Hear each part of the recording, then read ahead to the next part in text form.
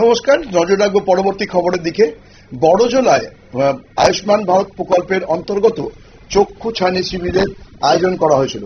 এই শিবিরের মাধ্যমে বিনামূল্যে ছানি স্ক্রিনিং এবং অ্যাডভান্স ফ্যাকো সার্জারির ব্যবস্থা করা হয়। বেসরকারি স্বেচ্ছাসেবী সংস্থা অবলম্বনে বৃদ্ধাশ্রমে মোট 50 জন বৃদ্ধা বাস করে। এর আগে একই রকম ভাবে 9 জন বৃদ্ধার চোখের ছানির অপারেশন করা হয়েছিল। আজকের এই শিবিরে যাদের অপারেশন দরকার হবে তাদের বিনামূল্যে অপারেশন করার প্রতিশ্রুতিও দেন উদ্যোক্তারা।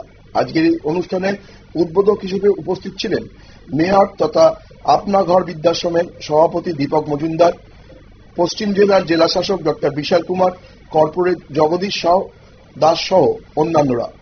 আসুন দেখে নিই কি জানালেন আগরতলা পুর নিগমের মেয়র দীপক মজুমদার। তাই আমাদের এমন এলাকা যারা পথবর্তন প্রত্যেকটি যারা অংশগ্রহণ করবেন এখন স্বাস্থ্য শিবির বা ক্যাম্পে তাদেরকে বিনামূল্যে চিকিৎসা ব্যবস্থা করা এবং পরবর্তী সময় তাদেরকে তাদের চোখের স্থানীয় অপারেশন করার মাধ্যমে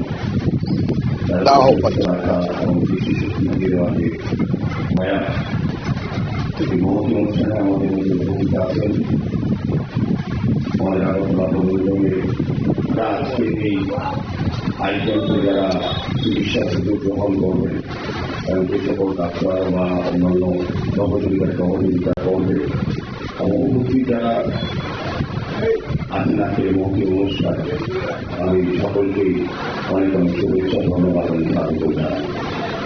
তো আজকে